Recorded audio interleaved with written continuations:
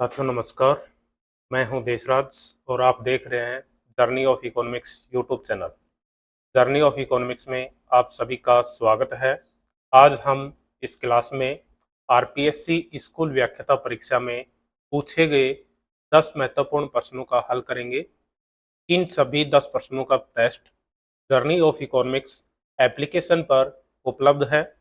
अगर अभी तक आपने उस टेस्ट को नहीं दिया है तो जर्नी ऑफ इकोनॉमिक्स एप्लीकेशन पर के फ्री फोल्डर में पीवाईक्यू सीरीज के नाम से टेस्ट 7 है, उसको देखिए और उसके बाद उस टेस्ट का वीडियो सॉल्यूशन इस वीडियो के माध्यम से आपको उपलब्ध रहेगा।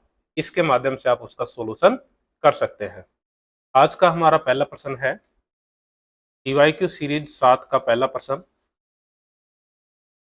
निम्न में से क्या हैरड-डोमर मॉडल की मान्यता नहीं है। यहाँ पर हैरड-डोमर मॉडल के बारे में पूछा गया है। हैरड-डोमर मॉडल जिसको शॉर्ट में हम एसडी मॉडल भी कहते हैं, एसडी मॉडल। और एसडी मॉडल का विकास हुआ था 1930 से 1940 के दशक में। 1930 से 1940 के दशक में एसडी मॉडल का विकास हुआ था, हैरड-डोमर मॉडल का विकास हुआ था। यहाँ पर उसकी मान्यताओं के बारे में पूछा है। सरकारी हस्तक्षेप का अभाव, सरकारी हस्तक्षेप का अभाव होता है हैरड-डोमर मॉडल में, बिल्कुल सही है, यह इसकी मान्यता है। एपीसी एवं एमपीसी बराबर नहीं होती। हैरड-डोमर मॉडल में एपीसी बराबर होती है एमपीसी के, इसलिए यहाँ पर दिया हुआ है एपीसी एवं एमपीसी बराबर नहीं होती है, अतः यहाँ आंसर विकल्प 2 होगा। यह हैरड-डोमर मॉडल की मान्यता नहीं है। हैरड-डोमर मॉडल की मान्यता है कि एपीसी और एमपीसी बराबर होती है।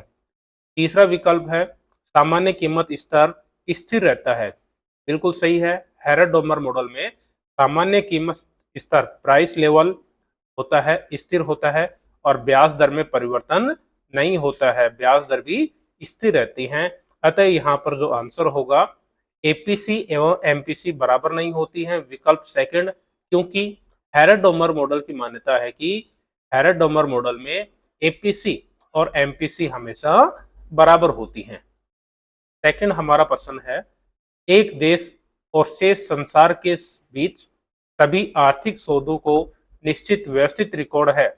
एक देश और शेष संसार यानी अन्य देशों के साथ सभी आर्थिक सौदों का निश्चित व्यवस्थित रिकॉर्ड को हम पीओपी कहते हैं, बैलेंस ऑफ पेमेंट, भुगतान का संतुलन।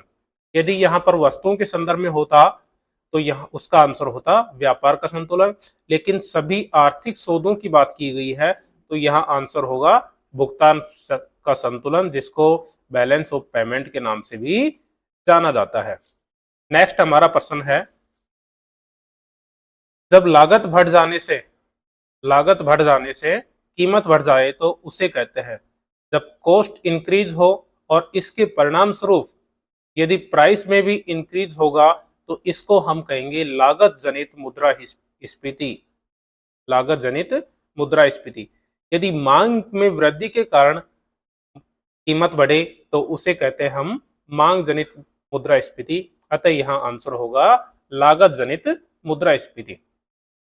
नेक्स्ट है एमवी बराबर पी क्यू बताया था, MV equal to P Q, या इसको हम लिख सकते हैं एमवी इक्वल टू पीटी। यह किसने बताया था, यह सूत्र है किसका, मार्शल का। मार्शल ने मुद्रा के परिमाण सिद्धांत में पीवी बराबर नहीं एमवी बराबर पी क्यू बताया है, या इसको हम पीटी के रूप में लिख सकते हैं, जहां पर एम का मतलब है मुद्रा की पूर्ति, वी का मतलब है मुद्रा का वेग, पी का मतलब है प्राइस लेवल और क्यू या टी का मतलब है लेन देन का स्तर क्या है। यह किसने बताया है, मार्शल ने बताया है। कब बताया है, 1911 में अपनी पुस्तक, मार्शल ने 1911 में जो प्रकाशित हुई थी उनकी पुस्तक, उसमें बताया है, और पुस्तक का नाम क्या है, the purchasing power of money, the purchasing power of money,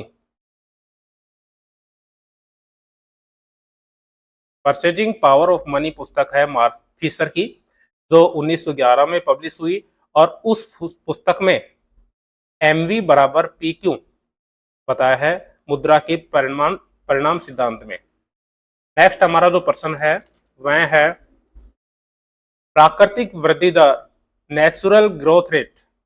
यहां पर आया प्राकृतिक वृद्धि दर गैर आर्थिक कारकों की आपत्ति और अध्ययन के लिए खुली है, जिनको में नजरअंदाज किया जाता है। प्राकृतिक दर गैर आर्थिक कारकों की आपत्ति और अध्ययन के लिए खुली है, इसको नजरअंदाज किसमें किया गया है? हेरेट-डोमर मॉडल में, क्योंकि हेरेट-डोमर मॉडल नेचुरल ग्रोथ रेट की बात करता है, इनको नजरअंदाज नहीं करता। अतः यहां पर आंसर होगा हेरेट-डोमर मॉडल, HD मॉडल। हेरेट-डोमर मॉडल विकसित हुआ 1930 से 1940 के दशक में। यहाँ पर इंपोर्टेंट प्रश्न है जो हर एग्जाम में देखा जाता है, कौन सी पंचवर्षीय योजना हेरेट-डोमर मॉडल के ऊपर आधारित थी? तो भारत की जो प्रथम पंचवर्षीय योजना है, प्रथम पंचवर्षीय योजना हेरेट-डोमर मॉडल के ऊपर आधारित थी। नेक्स्ट हमारा प्रश्न है मुद्रा का परिमाण सिद्धांत कहता है, मुद्रा का परिमाण सिद्धांत बताता है सामान्य कीमत स्तर मुद्रा की पूर्ति से विपरीत संबंध रखता है। सामान्य कीमत स्तर मुद्रा की पूर्ति से सीधा संबंध रखता है।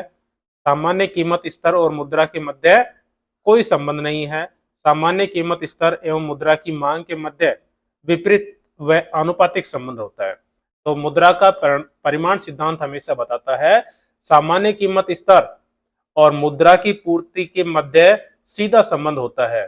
कीमत स्तर बढ़ेगा तो मुद्रा की पूर्ति भी बढ़ेगी, तो यहां पर सीधा संबंध होगा, अतः आंसर होगा विकल्प सेकंड।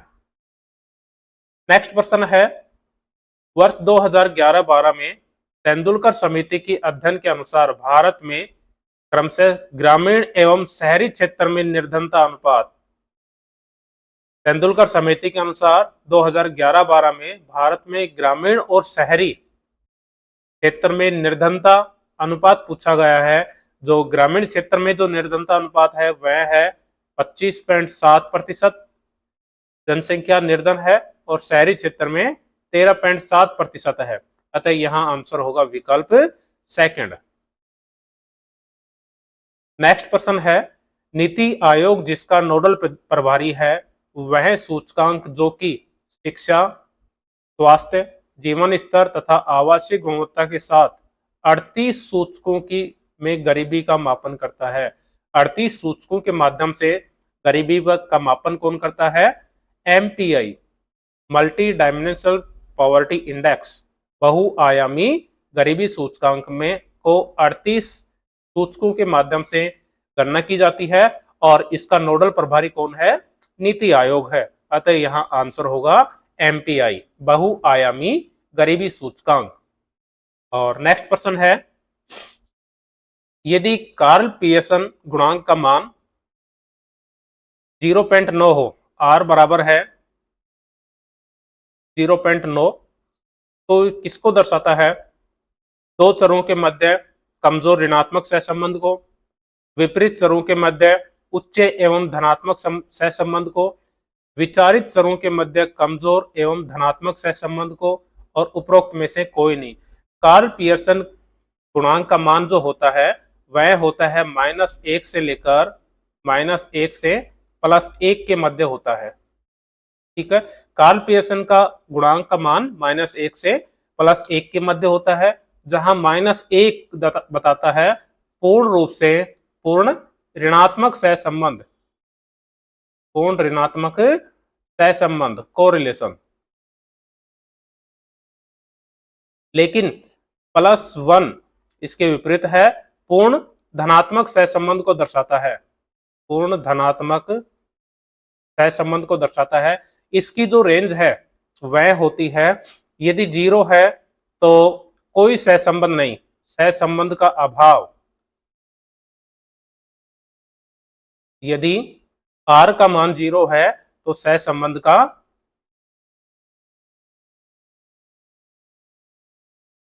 अभाव पाया जाएगा। लेकिन यदि इसका मान, यदि इसकी रेंज 0 से 0.25 है तो न्यूनतम सहसंबंध की मात्रा कम, 0.25 से 0.75 है तो सहसंबंध की मात्रा मध्यम, और 0.75 से 1 के मध्य है तो सहसंबंध उच्च कोटि का सहसंबंध होगा, उच्च श्रेणी का सहसंबंध होगा। यहाँ पर जो दिया हुआ है मान, सहसंबंध का मान 0.9, तो यहाँ पॉजिटिव है, तो इसका मतलब होगा विचारित चरों के मध्य उच्च सहसंबंध होगा। और कैसा संबंध होगा? धनात्मक। यहाँ पर कोई निशान नहीं है, कोई चिन्ह नहीं है प्लस या माइनस का, तो वहां पर प्लस का चिन्ह माना जाएगा और वहां धनात्मक संबंध होता है, तो विकल्प सेकंड यहाँ आंसर होगा। और आज का अंतिम प्रश्न है, निम्न में से गलत कथन का चयन कीजिए। गलत का चयन करना है, GDP MP equal to GDP FC. यदि हम जीडीपी एमपी ज्ञात करना है तो फैक्टर कॉस्ट में से साधन लागत में यदि हम एनएफआईए नहीं एनआईटी नेट इनडायरेक्ट टैक्स यदि हम फैक्टर कॉस्ट में जोड़ देते हैं तो हमें प्राप्त होता है एमपी, तो यहाँ विकल्प फर्स्ट तो सही है। सेकंड है एफसी ज्ञात करना है, तो एफसी में इसका अपोजिट होगा। फैक्टर कॉस्ट ज्ञात करने के लिए हम मार्केट प्राइस में से नेट इनडायरेक्ट टैक्स माइनस करते हैं, तो NNP at factor cost equal to NNP at MP market price minus विशुद्ध अप्रत्यक्ष कर नेट इनडायरेक्ट टैक्स, अतः यहाँ विकल्प सेकंड भी ठीक है। थर्ड है GNP MP equal to GDP MP plus विदेशों से प्राप्त विशुद्ध आय। यदि हम net GNP gross national product at market price ज्ञात करते हैं तो हम करेंगे जीडीपी में डोमेस्टिक में हम ऐड करते हैं, डोमेस्टिक में विदेशों से प्राप्त विशुद्ध आय एनएफआईए। यदि हम डोमेस्टिक में एनएफआईए ऐड करते हैं तो नेशनल प्राप्त होता है, तो GNP MP equal to GDP MP plus विदेशों से प्राप्त साधन विशुद्ध आय, तो यह भी सही है, अतः यहाँ पर इनमें से कोई भी कथन गलत नहीं है। इस तरह आज हमने आरपीएससी स्कूल व्याख्याता परीक्षा में पूछे गए 10 महत्वपूर्ण प्रश्नों का हल किया। साथियों, यह वीडियो अगर आपको पसंद आया है तो लाइक कीजिए, आपको उपयोगी है, आपके साथियों के लिए उपयोगी है तो उन तक शेयर कीजिए, और भविष्य में रेगुलर इसी तरह की क्लास प्राप्त करने के लिए journey of economics YouTube channel को सब्सक्राइब कीजिए। और प्रीवियस ईयर के या फ्री टेस्ट देने के लिए आप जर्नी ऑफ इकोनॉमिक्स एप्लीकेशन को डाउनलोड करें और वहां पर फ्री फोल्डर में रेगुलर टेस्ट अपलोड किए जाते हैं, वहां पर टेस्ट देकर आप अपनी तैयारी का मूल्यांकन करें। धन्यवाद।